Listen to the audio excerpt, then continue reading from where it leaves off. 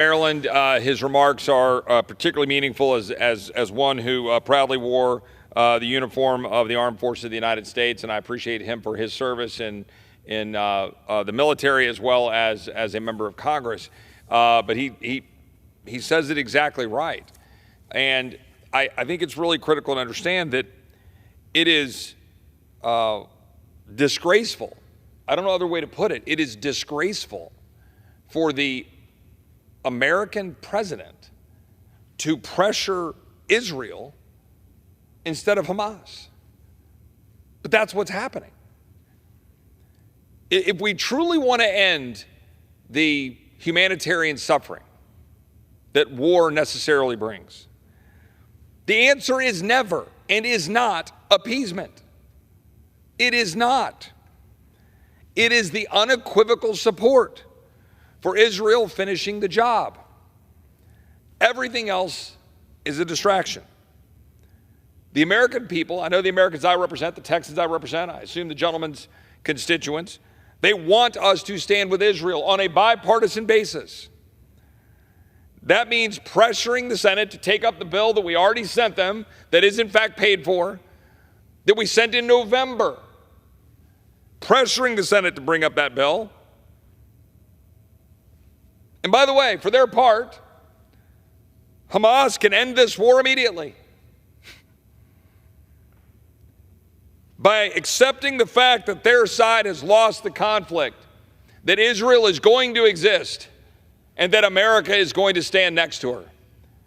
Because as long as we're in this body, we're going to be fighting to ensure that this country stands side by side with Israel, notwithstanding the fool-headed decisions of the current administration. Hamas leader Ghazi Hamad pledged that October 7th attacks were just the first time, that there will be a second, third, and fourth. Will we pay a price, he says? Yes, and we are ready. We are called a nation of martyrs, and we are proud to sacrifice martyrs. Are we awake? That's the truth, and it's not just Michigan on our soil, by the way. In Houston, Texas this last week, there were individuals chanting death to America. It is coming to our shores. It is on our shores because a weak administration, a weak Congress is allowing it and encouraging it. Calls for a ceasefire are called for Israel to surrender to Hamas and to surrender to terrorism. Those are the words of Prime Minister Netanyahu, and he is completely correct. A ceasefire will only allow Hamas to rebuild a plan another October 7th. That's the truth. And I want to close with one point here. I am never afraid to call out my colleagues on both sides of the aisle. I stand behind a speech I gave before Thanksgiving saying, what have we done? Name one thing. But I want to say this. The debate for the soul of this country is happening on the Republican side of the aisle. And it is a debate that is being carried out in full display for the American people to see it. And it started with the speaker's debate 15 months ago.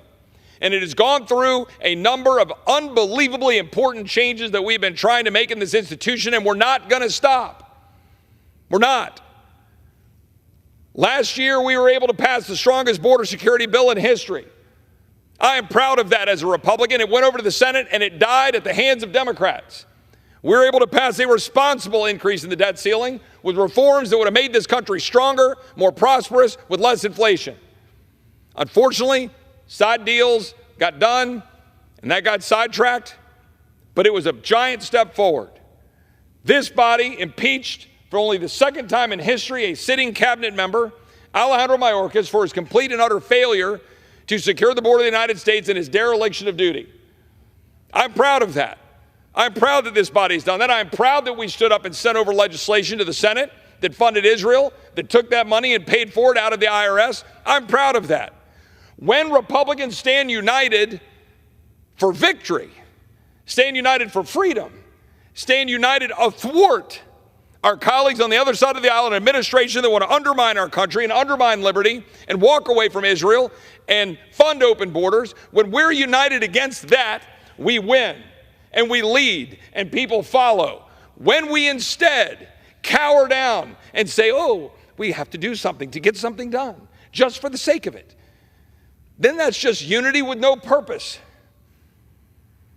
I am proud of the Republican conference when we're united in purpose to defend the liberty of the American people. I'm proud today that we had a debate right here about the difficult decisions of foreign intelligence surveillance so we can go after bad guys, like the bad guys that want to hit Israel and hit us. But to do so while we're respecting the constitutional protections and the liberties that the founders understood were critical. We do not have a country that is worth preserving if we're going to burn the Constitution while we try to defend it. We must stand together to defend civil liberties while we stand together to defend our country. The American people expect no less. We should stand side by side with Israel. We should unite to make sure that we can continue to carry out surveillance against bad actors while protecting civil liberties. We should stop spending money we don't have. We should secure the border of the United States. We should continue to do the great things this Republican conference has been able to do when we're united and standing against an administration led by radical progressive Democrats that want to undermine the American dream, destroy our sovereignty, leave our borders open, undermine our children's safety, put criminals on the street, side with Hamas over Israel. We can stand athwart that if we will unite to do it. And that is my call. That is what I believe we must do. With that, I thank my friend from Maryland for joining me. I thank the speaker. And with that, I would move that we adjourn.